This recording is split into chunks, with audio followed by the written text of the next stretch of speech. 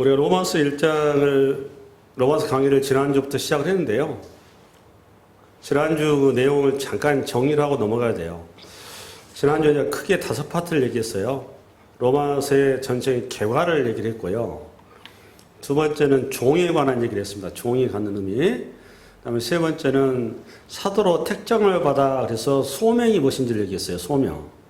그 다음에 네 번째는 그 복음이 무엇인지에 대해서 얘기했습니다. 복음. 그 다음에 마지막으로 5번째 빚진 자, 이렇게 5가지를 얘기했었는데 그 5가지 중에서 여러분이 다 뭐 잊어도 상관없는데 반드시 하나는 잊어서는 안 돼요. 그게 뭔가 하면 복음이라는 거예요. 복음. 그래서 여러분 로마서 잠깐 다시 좀 봐야 됩니다. 로마서 1장 2절부터 4절까지 잠깐 읽고 리바이벌 하고 오늘 본문을 가야 됩니다. 성경을 펴십시오. 성경을 보십시오. 여기가 피피 보지 마세요. 폈죠, 여러분? 네, 한번 읽겠습니다. 시작. 이 복음은 하나님이 선지자들을 통하여 그의 아들에 관하여 성경에 미리 약속하신 것이라. 그의 아들에 관하여 말하면 육신으로는 다윗의 혈통에서 나셨고 성결의 영으로는 죽은 자들 가운데서 부활하사 능력으로 하나님의 아들로 선포되셨으니 곧 우리 주 예수 그리스도시니라. 한마디로 얘기해서 복음이 뭡니까, 여러분? 예수입니다. 복음을 한마디로 예수예요.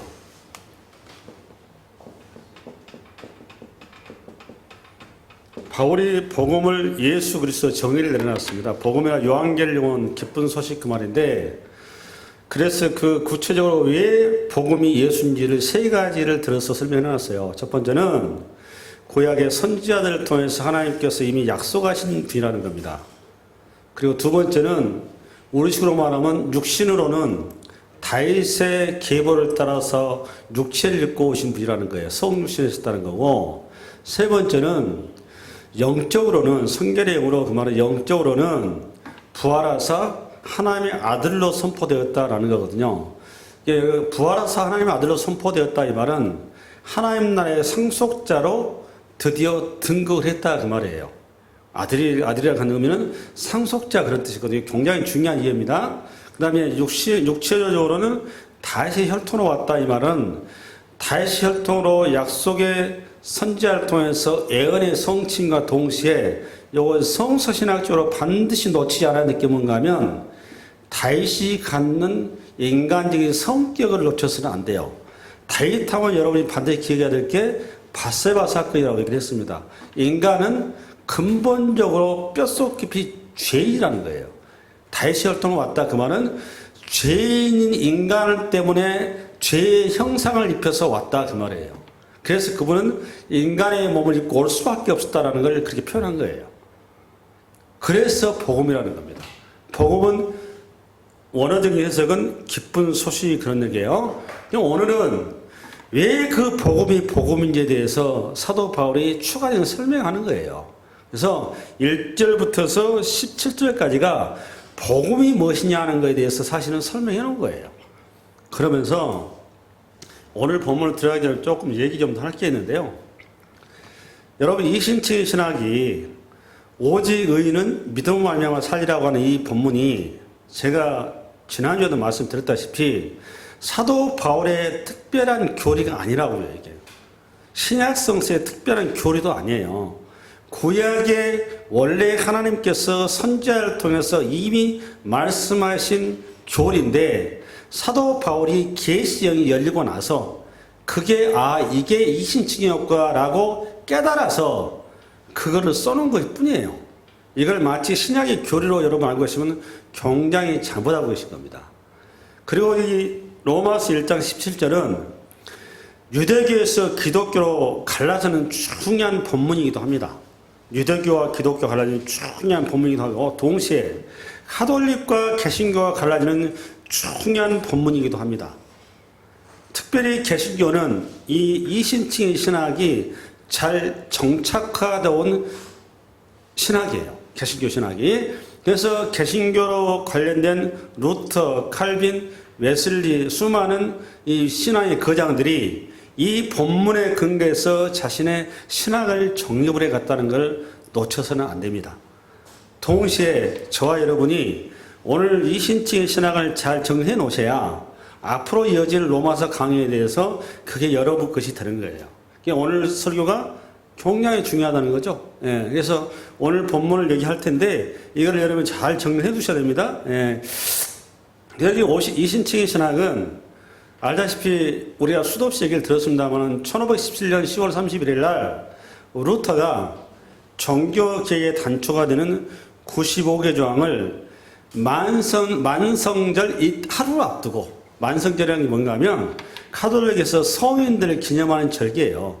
만성절 하루를 앞두고 로마의 독일에 있는 그 비텐베르크 성당 문에다가 95개 조항의 지리서를 썼어요. 근데 그 지리서 내용은 뭔가 하면 면죄부에 관한 거예요. 뭐에 관한 거예요, 여러분? 면죄부. 그 말은 뭔 얘기가 하면 믿음으로 구원을 얻어야 되는데 면죄부는 행위로 구원을 얻는다는 대표적인 아이콘이에요. 이해 가시나요? 그러니까 면죄부가 지금 카톨릭에서 이게 성 베드로 성당을 짓다가 이게 돈이 모자라니까 희한한 아이디어를 이렇게 만들어가지고 만들어 놓은 거거든요. 그래서 면죄부, 사면 면죄부 통해서 이제 이렇게 죽은 조상 면죄부 통해서 이렇게 간단히 이렇게 희한한 걸 하나 만들어 놓은 건데, 면죄부의 가장 중요한 기초가 뭐다? 행위란 말이에요, 행위. 행위가 아니고 믿음이라고 하는 중요한 출발이 바로 그래서 로마서 1장 17절이라고 하는 것을 염두에 두셔야 돼요. 아멘? 예. 그러면 일단 한번 읽어보겠습니다. 1장 15절 시작. 그러므로 나는 할 수 있는 대로 로마에 있는 너에게도 복음을 전하기를 원하노라. 16절. 내가 복음을 부끄러워하지 아니하노니 이 복음은 모든 믿는 자에게 구원을 주시는 하나님의 능력이 됨이라. 먼저는 유대인에게요 그리고 헬라인에게로다. 여러분 16절 이 본문은 외워두십시오. 외워두셔야 됩니다. 그럼 17절 또 한번 읽어보십시다. 시작. 복음에는 하나님의 의가 나타나서 믿음으로 믿음에 이르게 하나니 기록된 바 오직 의는 믿음으로 말미암아 살리라 함과 같으니라. 16, 17절은 우리가 반드시 외워야 될 성구입니다. 외워야 돼. 외워야 됩니다. 예, 이런 걸 반드시 외워야 됩니다. 16절을 다시 열어보세요. 16절에 사도 바울이 하고 싶은 얘기입니다. 복음은 하나님의 능력이래요. 어떤 능력이냐? 구원을 일으키는 능력이랍니다. 이게 간단하게 해서 그 얘기예요. 나머지는 이제 그에 대한 부연 설명이에요. 그렇기 때문에 사도 바울은 하나님의 구원의 능력이 되기 때문에 그 복음이 부끄럽지 않다 이 말이에요. 한마디로 얘기해서. 그럼 그 얘기를 두고 다시 읽어보겠습니다. 시작. 내가 복음을 부끄러워하지 아니하노니 이 복음은 모든 믿는 자에게 구원을 주시는 하나님의 능력이 됨이라. 여기까지. 여러분, 구원을 주시는 하나님의 능력이 복음이라는 겁니다. 그런데 왜 사도 바울은 하필이면 여기다 부끄러워하지 아니하노니라는 말을 썼을까요? 이게 중요하잖아요. 그러면 쉽게 얘기해서 그때 당시에 복음을 부끄러워했다는 것을 전제하고 써놓은 거잖아요. 그렇잖아요. 그럼 왜 그러면 그때 당시 사람들이 복음을 부끄러워했을까요? 또 그 복음을 부끄러워하는 것은 그때만의 일일까요? 제가 보기엔 2000년 흐른 지금도 여전히 많은 성도들에게 있어서는 복음은 부끄러운 존재예요. 왜 그럴까라는 것을 한번 생각을 해보십시오. 제가 이렇게 분석해 보기 하면 복음이 부끄러운 이유는 밖에서 생활하기가 복음을 가지고 생활하기에는 거추장스러운 거예요. 나에게 손해가 되는 겁니다. 사회생활하는 데 있어서 그것이 부담스러운 거예요. 예를 들어서 점심시간에 식기도를 해야 되는데 창피한 거예요.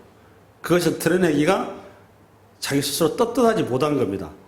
또 하나는 다른 면에는 자기가 그리스도인이라는 그 표지가 어쩌면 그것이 내가 온전하게 올곧게 행동하지 못함으로 인해서 믿지 않은 사람들에게 오히려 그게 상처가 될까봐 그래서 드러내지 않는 경우도 있어요. 그런데 복음은 부끄러워하면 안 됩니다. 복음은 자랑스럽게 얘기해야 됩니다. 왜 자랑스럽게 얘기해야 되느냐? 복음은 우리를 유일하게 살리는 거기 때문이었습니다. 복음은 예수 그리스도라고 사도 바울은 정의를 내려놓고 시작을 했어요. 예수가 우리를 살려요. 예수가 우리를 세워요. 예수만이 살 길이고 예수만이 생명이고 예수만이 영생이에요. 거기만이 소망일 뿐이에요. 사도 바울이 하고 싶은 얘기가 그거예요. 그러면 왜 사람들은 이 복음을 거부가 심각할까? 첫 번째는 예수를 똑바로 안 만나서 그래요. 진짜 제대로 예수를 만나면 그렇진 않아요. 그러니까 중생의 체험이 제대로 되어 있지 않는 겁니다. 예수를 제대로 만나면 생명의 가치와 의미와 목적을 똑바로 만나면 물거품을 내세워서 복음을 외칠 수밖에 없단 말이에요. 수많은 우리의 신앙의 선배들, 믿음의 거장들이 그래서 대놓고 목숨을 걸고 예수를 외쳤던 거거든요. 그러니까 결국은 존재의 목적이 무엇인지 아직 눈에 못 떴다 그 말이에요. 내 존재의 목적은 내가 결정하는 게 아니고 나를 만든 자 창조가 결정하는 거예요. 창조자에 대한 정확한 이해가 안 돼 있다니까 내 존재가 목적이 뭔지를 모르는 거예요. 그러니까 그 말은 하나님이 누군지 아직까지 흐리하다 그 말이에요. 하나님에 대해서 명확하게 여러분과 제가 알아야 돼요. 그게 안다 그 말은 어디서 와서 뭐 때문에 살며 어디로 간지 아는 존재가 된 겁니다. 그게 안 되기 때문에 인생이 험하고 그게 안 되니까 인생이 절망이고 그게 안 되니까 인생이 낙담되는 거예요. 근데 하나님이 나의 하나님이고 내 존재의 목적이 명확히 눈이 뜨면 지난주에 설명한 것처럼 소명자가 되거든요. 소명이 뭔지를 아는 사람이 목적이 뚜렷하기 때문에 하나님이 자랑스러울 수밖에 없어요. 할렐루야. 두 번째는 왜 그럴까? 왜 복음이 많은 사람들에게 부끄럽게 할까? 두 번째는 믿는 자들에게 복음이 부끄럽게 하는 것은 복음은 세상과 배치된다는 거예요. 세상은 상대주의고 세상은 이성주의고 세상은 인본주의예요. 그런데 복음은 절대주의예요. 복음은 배타주의예요. 무슨 얘기인가 하면 복음은 기본적으로 인간의 가능성을 제로놓는단 말이에요. 근데 이 세상은 학문과 지식과 과학과 문화와 문명이 전부 인간 중심이에요. 계몽주의 이후로 인간 중심, 인간 사고, 인간의 가능성에 모든 것을 올인하고 있습니다.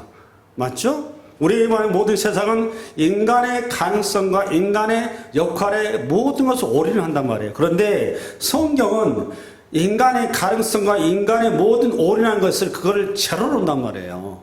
인간은 범죄자라는 겁니다. 인간은 어떤 그 가능성이 있는 의인의 반열에 갈 수도 없고 범죄도 안 된다는 죄인이라는 거예요. 그러니까 세상 사람들은 당신 죄인이다 그러니까 그게 세상 사람들한테는 어이가 없는 겁니다. 예수만이 구원이라고 그러니 세상 사람들은 아니 구원이 꼭 그 예수만 구원이냐. 구원의 길이 얼마나 많은데 내가 착하게 살고 내가 공덕을 세우고 내가 바르게 살면 그게 구워지고 선한 길로 가는 것이지 왜 예수만 믿어야 구원이 되느냐라는 겁니다. 그냥 구원의 절대성을 세상은 부정하거든요. 이 포스모던 시대가 되다 보니까 절대 진리가 허용이 안 되는 시대를 살고 있어요. 그렇지 않습니까? 모든 게 상대화되어 있잖아요. 인간의 모든 것은 전부 상대적인 거거든요. 가치가. 근데 성경은 절대적인 가치를 요구를 합니다. 예수만이 절대적인 거예요. 예수님의 말씀만이 절대적인 거란 말이에요. 근데 이거를 얘기하려니 당연히 부딪히죠. 그래서 우리가 정상적으로 신앙생활을 똑바로 하고 바르게 하게 되면 반드시 세상 가운데 우리한테 다가오는 열매는 뭐냐? 고난입니다. 고난이 반드시 오게 돼 있어요. 고난이 없는 신앙생활, 그걸 좀 체크해 봐야 돼요. 뭔가 지금 자기가 잘못 돌아와서 나는 그 신앙에 사는 게 너무너무 재밌고 너무너무 좋고 너무너무 해피해. 그건 굉장히 위험한 겁니다. 그건 세속화되어 있다고 보시면 정확한 답이에요. 정상적으로 우리가 말씀 앞에 서서 하나님의 길을 간다는 것은 세상에 거치는 돌일 수밖에 없는 거예요. 부딪혀요. 그래서 우리 주님께서 말씀하시잖아요. 의를 위하여 핍박을 받는 자는 복이 있나니. 마태복음 열어볼까? 5장? 읽겠습니다. 5장. 시작. 의를 위하여 박해를 받는 자는 복이 있나니 천국이 그들의 것이며 나로 말미암아 너희를 욕하고 박해하고 거짓으로 너희를 거슬러 모든 악한 말할 때에는 너희에게 복이 있나니 기뻐하고 즐거워하라. 하늘에서 너희의 상이 큼이라. 너희 전에 있던 선지자들도 이같이 박해하였느니라. 복음과 함께 고난을 받으라는 겁니다. 이게 성경의 말씀이에요. 할렐루야. 그러면 이 말씀을 사도 바울만 할까요? 사도 바울은 예수에 미친 사람이에요. 어느 정도 미쳤느냐? 빌립보서 3장 8절 보겠습니다. 시작. 또한 모든 것을 해로 여김은 내 주 그리스도 예수를 아는 지식이 가장 고상하기 때문이라. 내가 그를 위하여 모든 것을 잃어버리고 배설물로 여김은 그리스도를 얻고. 그리스도 외에는 전부 다 배설물이고 해랍니다. 여러분, 사도 바울이야말로 얼마나 짱짱한 스펙을 가지고 있습니까? 가말리엘 학파예요. 우리 식으로 지금 말하면 서울 법대 출신이다 그 말이에요. 바리새인 중에 바리새인입니다. 이 사람 로마 시민권자를 가진 사람이에요. 이방인이, 로마인들 입장에서 이방인이 로마 시민권을 가지고 있어요. 당시 로마 시내에서 로마 시민권을 가진 사람은 10%밖에 안 됐습니다. 로마 시내에. 그러면 이방 땅은 거의 없어요. 로마 시민권자라 그 말은 엘리트 중에 엘리트인 겁니다.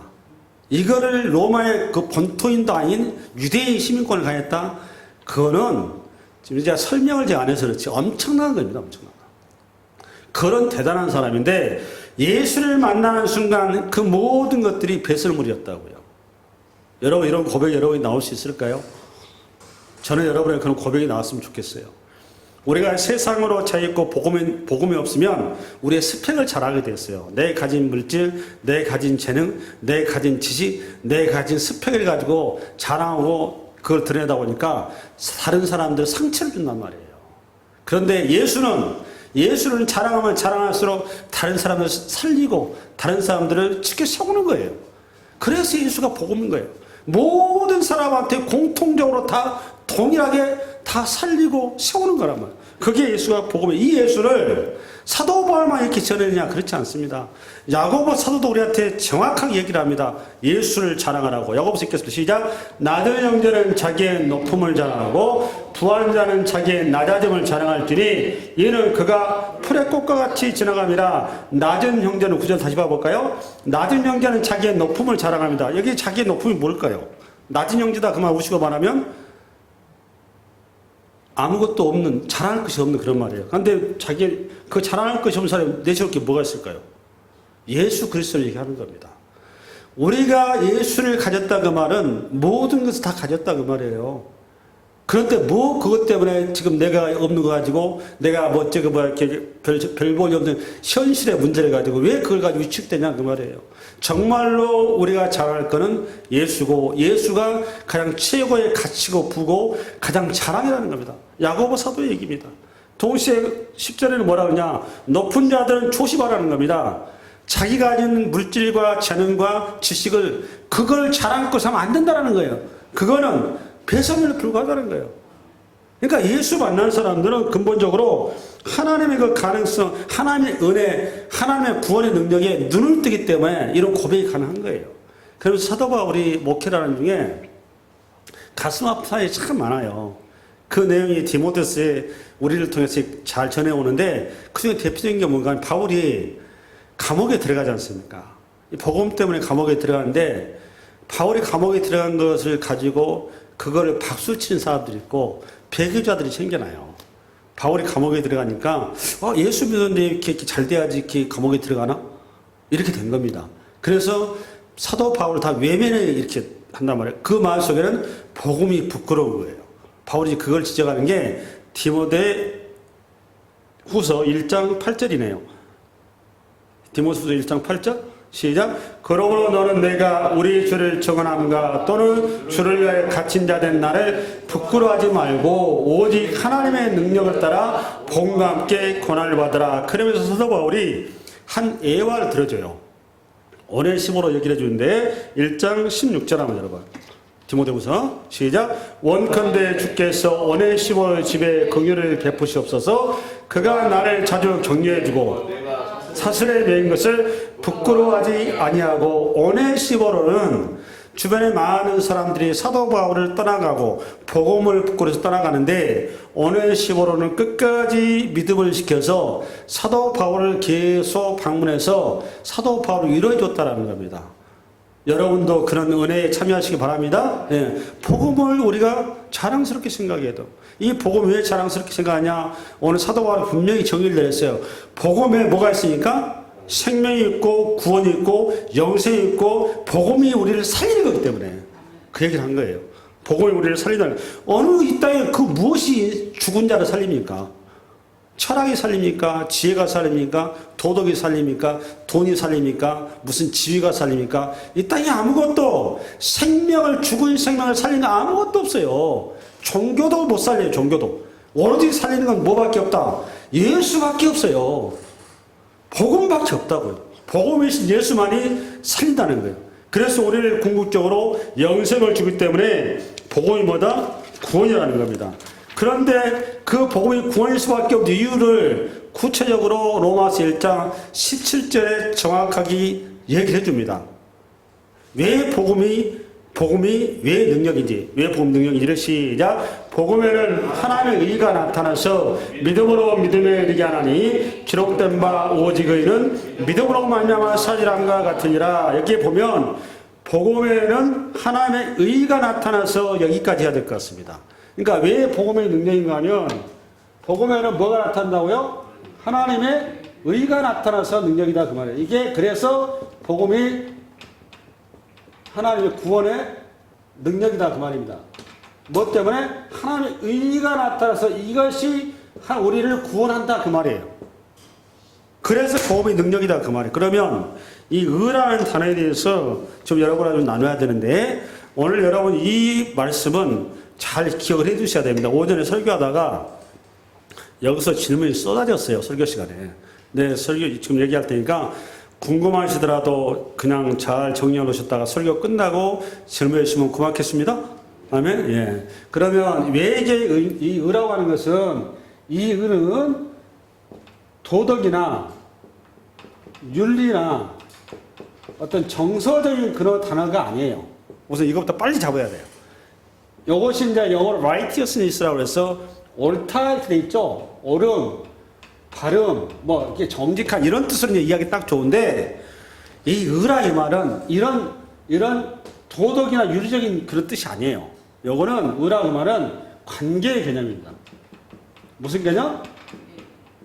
하나님과 인간 사이의 관계의 개념이에요. 의라고 하는 것은 이걸 빨리 머릿속에 넣어야 됩니다.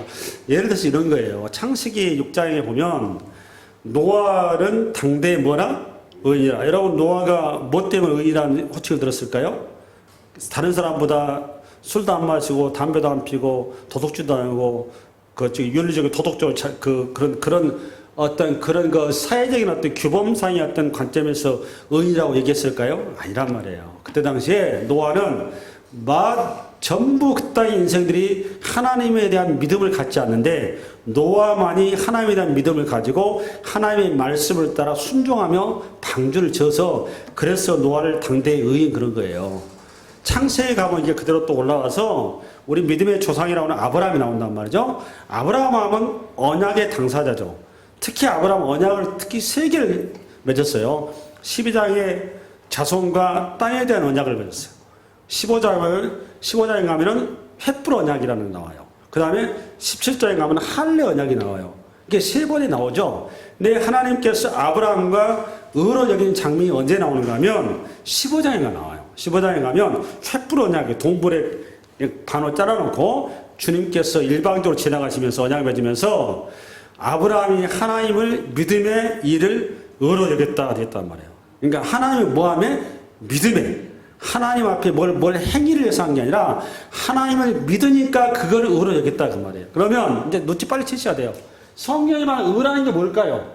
하나님에 대한 믿음을 얘기하는 겁니다. 정확히 얘기해서. 믿음을 의라고 그러는 거예요. 그러니까 의인 그러면 믿는 자 그 말이에요. 의인 그러면 뭐라고 여러분?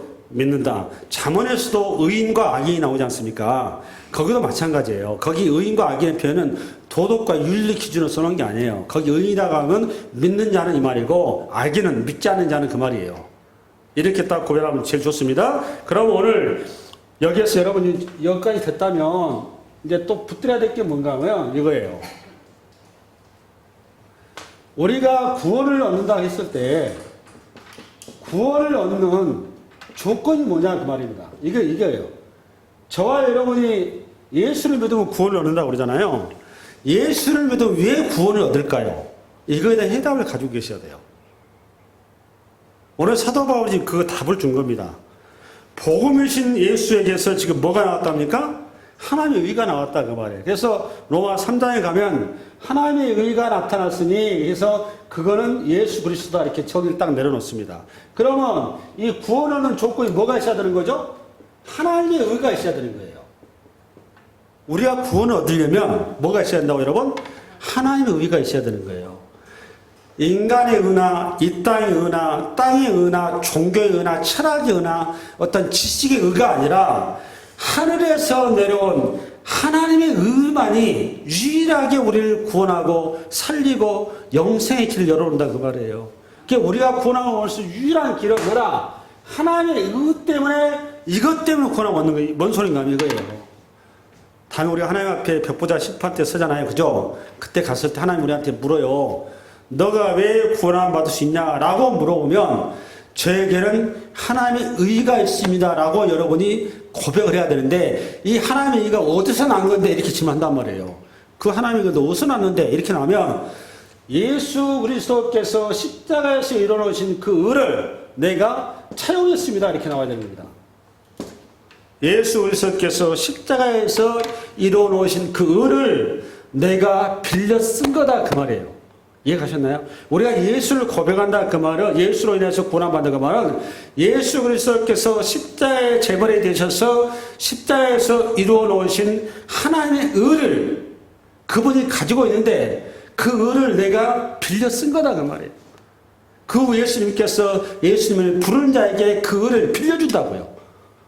주의 이름을 부르는 자는 구원 얻으리라 그 말이란 말이에요. 그 의를 내가 차용을 해서 그거를 가지고 하나님 아버지 앞에 승낙을 받는 거예요. 야훼 하나님 아버지 나는 예수님의 의를 나는 지금 가지고 있습니다. 라면 오케이 구원이다 그 말이에요. 이게 성서적인 해석이에요. 정의되시나요? 정의되시죠?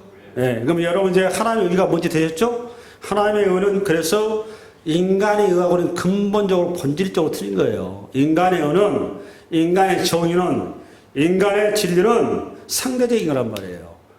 나의 진리는 상대방을 정죄하고 자르고 재단하고 상대방을 찌른단 말이에요. 무시하고. 근데 하나님의 의는 모든 사람을 생명을 주고 살리고 영생을 주는 거예요.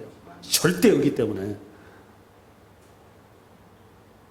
그래서 복음이 왜 능력이냐? 하나님의 의가 거기에 있기 때문에 그렇다 그 말이에요. 근데 이 복음에는 하나님의 의가 나타나는데 이 하나님의 의가 나타나는 복음은 믿음으로 믿음에 이르게 하나니 기록된 바 오직 의는 믿음으로 말미암아 살리람과 같으니라. 여기서 해석을 잘 해주셔야 돼요.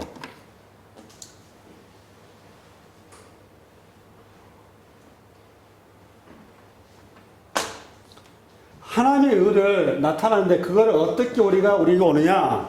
믿음으로 믿음에 이르게 한답니다. 요 말은 뭔 말이고 믿음을 통하여 그 말이잖아요. 믿음을 통하여 믿음을 우리가 낳게 한다 그 말이에요.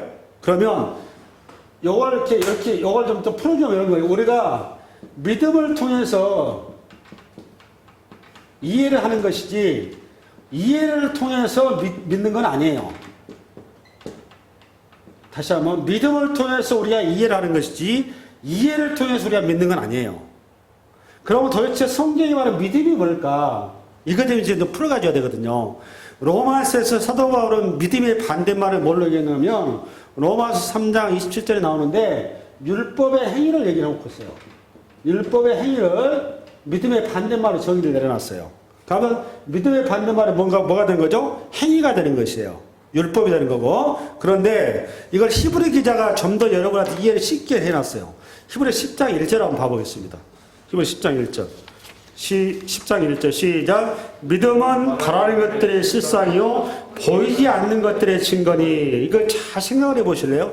믿음을 두 가지로 정의해놨네요. 바라는 것들의 실상, 보이지 않는 것들의 증거. 그렇죠? 그럼 하나하나 풀자면 믿음은 우리식으로 얘기하면 보지 않는 것이 믿음이에요. 믿음이 뭐라고 여러분? 보지 않는 것. 그럼 믿음의 반대말이 뭘까요? 보는 것이 믿음이에요. 보는 것이 믿음의 반대말이 되는 거예요. 그렇죠? 예, 이거하고 똑같아요. 우리가 어디 여행을 가야 되는데 제 얘기를 잘 들어보십시오. 어디 여행을 가야 되는데 그 여행지를 우리가 그걸 보고 가는 게 아니잖아요. 가이드를 통해서 가이드를 안내를 받아서 가이드의 말을 믿고 그 여행지를 가는 게 맞죠?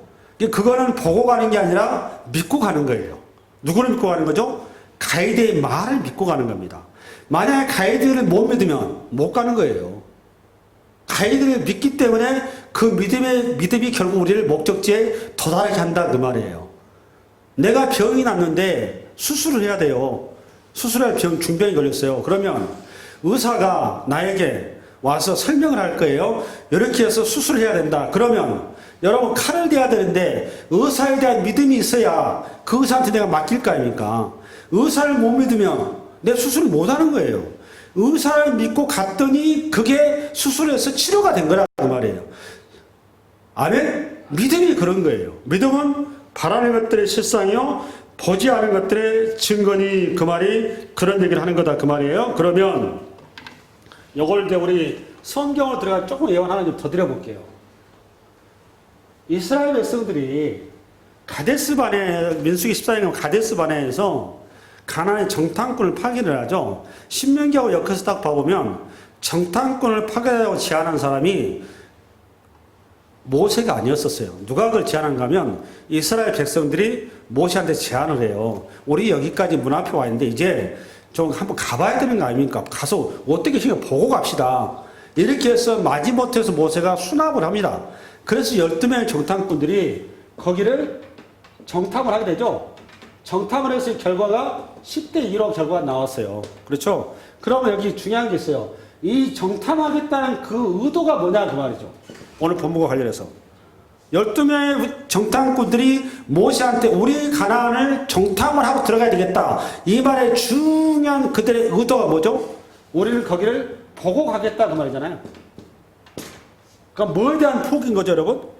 믿음에 대한 포기인 거예요. 그렇죠? 여러분 거기에 보고 갈 것 같으면 하나님 보고 가라고 했을까요? 보고 갈 수 없는 거기 때문에 보지 말고 가라는 거예요. 그게 믿음인 거예요. 얘들이 거기 가가지고 결과가 어떻게 됐습니까? 두 손 두 발 다 들어버렸어요.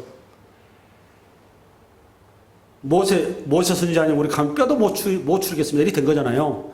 하나님께서 얘들을 결국 불순종을 그대로 수납을 해서 뺑뺑이 돌려버리잖아요. 이들에게 다시 뭘 다시 세팅해주기 위해서 믿음을 다시 이들에게 심어주기 위해서 필요한 시간이 걸렸어요. 그게 몇 년? 38년. 열흘길에 38년 걸린 거예요. 그죠? 열흘길 38년 걸린 겁니다.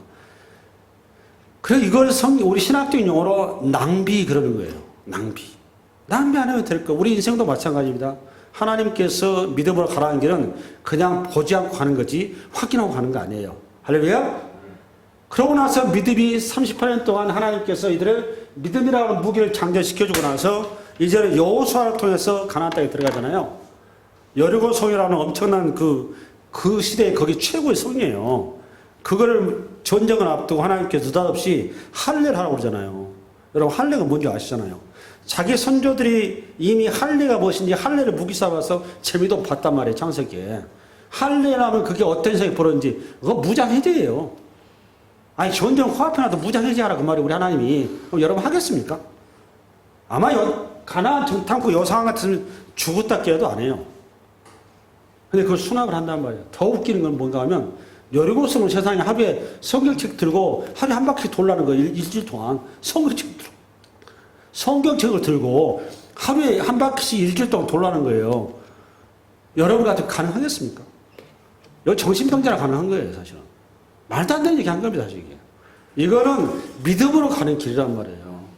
홍해도 마찬가지입니다. 홍해에서 여러분 출입 가보면 그 홍해 길을 우리는 길 딱 열렸으니까 이거는 믿어봐 가. 아닙니다, 이게. 홍해 옆에 뭔가 하면 물이 벽이 됐다고 했다, 물이 벽. 이게 상상이 안 되십니까?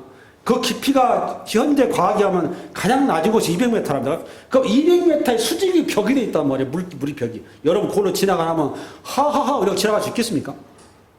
그건 믿음 없이 불가능한 거예요. 언제 어떻게 할지 어떻게 알아요, 그거를. 믿음 뭐다, 여러분? 바라는 것들의 실상, 보지 못한 것들의 증거. 그렇다면 그 믿음의 근거에서 충분히 또 히브리서 기자가 뭘 얘기한 거면 그와 같은 믿음은 반드시 뭘 낳는다? 증거를 낳는다는 겁니다. 뭘 낳는다? 증거를 낳는다는 거예요. 그래서 여러분 하나님 우리가 전하는데 복음을 전하는데 보이지 않는 하나님 우리가 어떻게 보여줄 수가 있습니까? 보이지 않는 하나님 우리가 보일 수 있는 방법이 있습니다. 그게 뭔가 하면 보이지 않는 하나님을 볼 수는 없는데 보이지 않는 하나님을 간접적으로 보여줄 수 있는 방법이 뭐냐? 저와 여러분을 통해서 하나님의 증거를 통해서 보여줄 수 있는 거예요. 그래서 이게 중요합니다. 이게 성도들의 그리스도인의 삶이 그래서 중요한 거예요. 우리가 그리스도인다운 삶과 증거가 있어야 간증이 있어야 된다 그 말이에요.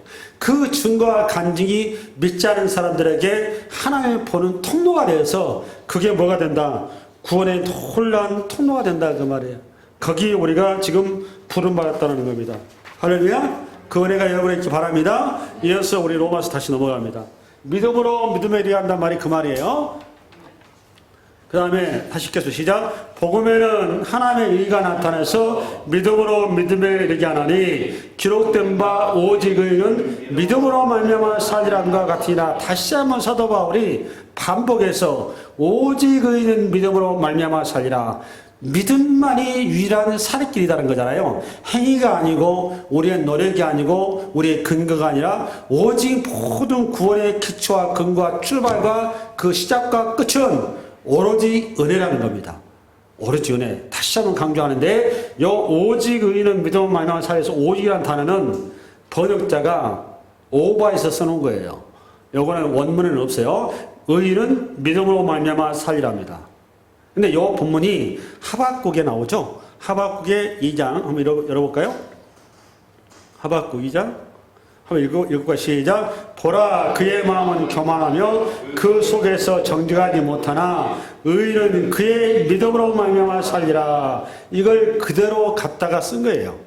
이거 그대로 갖다가 이걸 그대로 갖다가 로마서에 사도 바울이 옮겨놓은 건데 이걸 왜 그럼 하박국의 이 말씀이 사도 바울의 뇌리를 쓰셨을까? 이게 오늘 본문하고 어떤 연관성이 있을까? 이걸 풀어줘야 되는 거거든요. 그렇죠? 예. 이 하박국 선지자는 여호야김 왕 때의 선지자입니다. 근데 여호야김 왕은 남유다가 바벨론으로 망하기 일보 직전에 있던 왕이에요. 그러니까 풍전등화 같은 그런 상황이 있었는데 하박국이 앞을 쫙 보고 세 가지 질문을 해요. 첫 번째는 악인들에 의해서 의인들이 너무 고통을 당하는 겁니다. 착취를 당하고 무시를 당하고 어려움을 당하다 보니까 선지자의 입장에서는 그게 너무너무 고통스럽고 그리스도인으로서 우리식으로 말하면 도저히 용납도 안 되고 이해도 안 가는 겁니다. 도대체 하나님이 살아계시다면 어떻게 저런 악한 사람들이 저렇게 선한 사람들을 학대하고 저렇게 무시하고 저렇게 내동댕이 친 거를 그거를 묵과할 수 있을까? 하나님이 살아계신가? 이렇게 질문이 들어간 거예요. 두 번째는 이스라엘 백성들은 자칭 선민이에요. 율법을 가진 사람들이고 하나님 앞에 거룩하게 살기 위해서 노력한 사람들인데 이방인 바벨론은 하나님 하자도 모르는 사람인데 왜 이렇게 강성해가지고 강성함까지 좋은데 왜 조국 이스라엘 괴롭히냔 말이에요. 조국 이스라엘이 풍전투와 같은 입장에서 나라가 곧 망하게 생겼는데 하나님이 살아계시다면 도대체 저렇게 악한 나라가 저렇게 강한 나라로 될 수 있습니까? 라는 질문을 던진 겁니다. 그 질문 앞에 주님께서 하신 말씀이 의인은 믿음으로 하는 산이라 얘기를 한 거예요. 그러면 여기서 질문이 들어가야 돼요. 뭔가 하면 하박국의 질문 가운데 조금 전에 그 하박국의 그 질문 가운데 하나님에 대한 그 원망 가운데 중요한 원망의 기초가 뭐냐라는 거예요. 뭐에 근거해서 하나님을 원망하고 하나님 앞에 지금 질문하고 있냐라는 겁니다. 그거는 자기 의가 기초돼서 질문한 거예요. 자기 뭐가 기초돼서? 어떤 의일까요? 이스라엘도 물론 악하긴 악하지만 바벨론보다는 상대적으로 어렵다 그 말이에요. 그렇잖아요. 그 말은 맞는 말이잖아요. 그렇잖아요. 우리가 아무렴 바벨론보다 못합니까? 바벨론보다도 우리가 더 하나님 잘 섬겨 착한 나라인데 왜 바벨론한테 우리가 짓밟이를 유기해서 처합니까? 라는 자기 공로 사상이다 그 말이에요. 요것 때문에 오늘 본문 로마서 차용에 들어온 거예요. 근데 하나님하고 우리가 구원 얻는 그 길은 인간의 어떤 조건이나 의나 어느 것도 거기는 갭이 없다 그 말이에요. 이걸 볼 쓴 거란 말이에요. 하박국에게 하나님 말씀이 그 얘기예요. 너가 나한테 질문한 거는 너가 자기 의에 도취돼서 나한테 질문하고 있는데 그거는 네가 잘못된 것이다. 하나님이 너에게 질문한 그거에 대해서는 하나님은 이 천지가 무너지고 이스라엘 망하고 악한 자가 선한 자를 이렇게 학더라도 하나님의 사랑과 하나님의 구원과 하나님의 역사는 하등의 변함이 없다 그 말이에요. 그분의 역사, 그분의 구원과 그분의 사역에는 1.1도 변함없이 하나님께서 반드시 뭐 하신다? 이루신다라는 거. 이거를 로마서 8장 28절에 사랑하는 자, 그 뜻대로 부르심을 자들에게는 모든 것이 합력하여 선을 이루느냐 라는 말씀하고 통하는 얘기를 한 겁니다.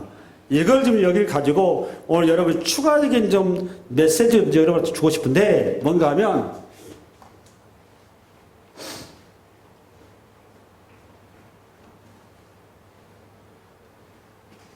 우리가 이 하박국한테 하나님 말씀하신 건 뭔가 하면 인생의 모든 것은 세상의 모든 것은 굴곡은 있어도 전체의 그림이 전체가 하나님의 섭리 안에 있다 그 말이에요. 하나님의 계획 안에 있다 그 말입니다. 이 말은 결국은 합력하여서 뭘 이루는데 선을 이루기 때문에 전국적으로는 하나님께서 뭘 이루신다? 우리를 좋게 하신다는 겁니다. 이거는 히브리서 11장 6절에 그 말씀이에요. 한번 열어볼까요? 시작. 믿음이 없이는 하나님을 기쁘시게 하지 못하나니 하나님께 나아가는 자는 반드시 그가 계신 것과 또한 그가 자기를 찾는 자들에게 상 주시심을 믿어야 할지라. 이 말이 무슨 말이냐면 여기도 믿음이 나왔잖아요. 믿으면 반드시 두 가지가 따른다는 겁니다. 첫 번째는 하나님이 계시다는 거예요. 두 번째는 뭡니까? 그 하나님께서 반드시 상 주신다는 겁니다. 이 두 가지가 전제됐을 때 그게 바른 믿음이다 그 말이에요. 여기 하나님이 계시다 이 말은 단순히 존재한다 아니다 이런 개념이 아니에요. 이 하나님이 계시다 그 말은 그 하나님은 전지전능하시고 무소부재하시며 이분은 창조주다 그 말이에요. 이게 중요해요. 하나님이 계시다 그 말은 뭐 하신 분이다? 창조주다라는 거예요. 창조주다 그 말은 그분이 뭐다? 주인이다 그 말이에요. 주인은 뭐 어떻게 할까요? 주인은 책임을 진다 그 말이에요. 그게 하나님이 계시다는 말 속에 포함된 중요한 메시지예요. 그래서 그분이 책임을 지기 때문에 전국적으로 상 주신다 그 말은 결론적으로 뭐 어떻게 한다는 거죠? 로마서 말에 하면 선을 이룬다 그 말이에요. 선을 이룬다. 뭘 이룬다? 선을 이룬다. 그래서 여기서 나오는 중요한 신학이 뭔가 하면 언약 사상인 겁니다. 무슨 사상? 언약 사상. 우리 그리스도인들은 언약 백성이에요. 구약으로 말하면 아브라함의 계보를 잇는 언약 백성이란 말이에요. 언약 백성이 갖는 하나님의 축복이 뭐냐? 그 세 가지를 꼭 기억하고 돌아가시기 바랍니다. 언약이라 그 말은 무슨 뜻인가 하면 하나님의 계획 안에 있다 그 말입니다. 하나님의 예정 가운데 있다 이 말이에요. 이게 이 하나님의 계획과 예정이 있으면 뭐가 이렇게 돼 있을까? 첫 번째, 하나님께서 공급을 약속하셨다 그 말입니다. 공급을 뭐한다? 책임지신다 그 말이에요. 하나님. 두 번째는 여러분 하나님께서 우리가 죽기만 하면 되겠습니까? 이거를 내 것으로 지킬 수 있어야 되잖아요. 하나님께서 나를 보호하신다 그 말이에요. 나를 지키신다 그 말이에요. 그 다음은 나를 보호시키시고 냠냠하면 끝나는 게 아니라 우리가 살아가야 되잖아요. 내 인생길을 인도하신다고 인도하신단 말이에요. 그분이 저와 여러분의 망망대화 같은 바닷길에 인생의 바닷길에 등대가 되어주신다 그 말이에요. 이걸 언약 그러는 겁니다. 이 언약을 하나님께서 우리에게 담보하신 거다 그 말이에요. 그걸 오늘 믿음이 없이 하나님을 기쁘시게 하지 못하나니 하나님께 나아가는 반드시 그가 계신 것과 또한 그가 자기를 찾는 자들에게 상 주시니심을 믿어야 할지니라 말씀 속에 들어있는 중요한 언약 사상인 거예요. 한 예를 들어볼까요 여러분? 아브라함은 여러분 잘 아시잖아요. 아브라함은 우리 믿음의 조상이라고 그러는데 아브라함이 75세에 부름받아서 메소포타미아 집을 떠나고 중간에 하란을 거쳐서 정말 보도도 못한 곳을 들어온 거예요. 그걸 보고 믿음 그러는 거잖아요. 왔었을 때 아들을 준다고 하는데 더 크던 아들을 줄 줄 알았는데 늙은 나이도 아들을 안 주잖아요. 겨우 25년 후에 100세가 돼서 아들을 줬는데 이삭이었었어요. 여러분이 어떻게 이삭을 이해하실지 모르겠는데 이삭이야말로 허접하기 그지없는 아들이에요. 사실은. 여러분 생각을 해보세요. 나이 40살까지 장가도 못 갔어요. 더더군다나 나이 20살쯤 돼가지고 아버지가 너 하나님한테 제물돼야 되겠다 그러니까 알아서 지 몸뚱아리 내놓으래요. 그 애가. 여러분 그게 말이 된다고 생각하세요? 정신이 팔팔하고 자기 생각이 있는 애 같으면 자기 뭐 내놨을까요? 무슨 말씀 이해 안 가시나요? 그건 모자라니까 내놓은 거예요. 이해 안 가세요? 그렇게 인간을 보기에는 볼품없어 보이고 모자라 보이고 별 볼이 없어 보이는 그 아들 속에 하나님이 뭐가 있으니까? 계획이 있단 말이에요. 하나님의 경륜이 있으니까. 그 손을 통해서 번듯한 아들 이스마엘이 아니라 그 별 볼이 없는 그 아들 속에 하나님의 계획이 심어져 있으니까 200만이라고 하는 민족을 잃어버린단 말이에요. 그게 언약 백성의 복인 겁니다. 여러분의 복에 여러분 초라하십니까? 별 볼 일 없습니까? 아닙니다. 별 볼 일 없고 초라한 곳에 하나님의 계획과 역사가 있다는 것을 붙으시기 바랍니다. 그 언약의 하나님이 여러분의 인생이 되시기를 주의 이름으로 축원합니다. 네, 수고하셨습니다.